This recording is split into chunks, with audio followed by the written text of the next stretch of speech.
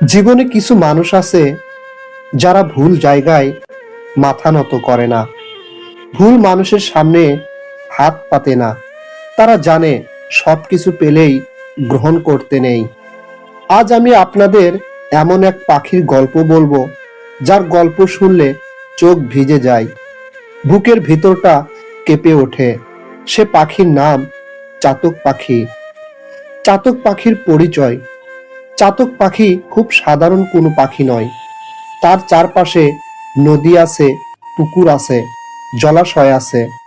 তবুও সে সেই পানি খায় না, কারণ চাতকের বিশ্বাস একটাই: সে শুধু আকাশের বৃষ্টির পানি খাবে। মানুষ বলে এটা নাকি তার অহংকার, কিন্তু আসলে সেটা অহংকার নয়, ওটা তার আত্মসম্মান। চাতকের অপেক্ষা: দিনের পর দিন রোদ ওঠে, রোদ নামে, আকাশ শুকনো থাকে, চারপাশের পাখিরা যখন নদীর ধারে পানি খায়, চাতক তখন আকাশের দিকে তাকিয়ে থাকে। সে জানে আজ না হোক কাল বৃষ্টি নামবেই, কারণ সে বিশ্বাস করে। মানুষের সাথে মিল: এই চাতক পাখির মতোই এই পৃথিবীতে কিছু মানুষ আছে যারা সহজ রাস্তা বেছে নেয় না, যারা অপমানের বিনিময়ে সুবিধা নিতে পারে না। তারা অভাবে কষ্ট পায়, কিন্তু আত্মসম্মান বিক্রি করে না। মানুষ তখন বলে এত জেদ কেন, কিন্তু কেউ বোঝে না জেদ না, এটা তার চরিত্র। যখন বৃষ্টি দেরি হয়, সবসময় বৃষ্টি সময় মতো আসে না। কখনো কখনো আকাশ নিষ্ঠুর হয়, বৃষ্টি দেরি করে। চাতক অপেক্ষা করতে করতে আরো দুর্বল হয়ে পড়ে, তার গলা শুকিয়ে যায়, ডানা ঝুলে পড়ে। তবুও সে নদীর দিকে যায় না, কারণ সে জানে ভুল পানিতে বাঁচার চেয়ে সঠিক বিশ্বাস নিয়ে মরাও সম্মানের।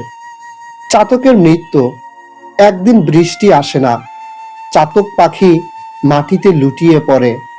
মানুষ বলে কি বোকা পাখি, পানি তো ছিল, খেয়ে নিলেই বাঁচত।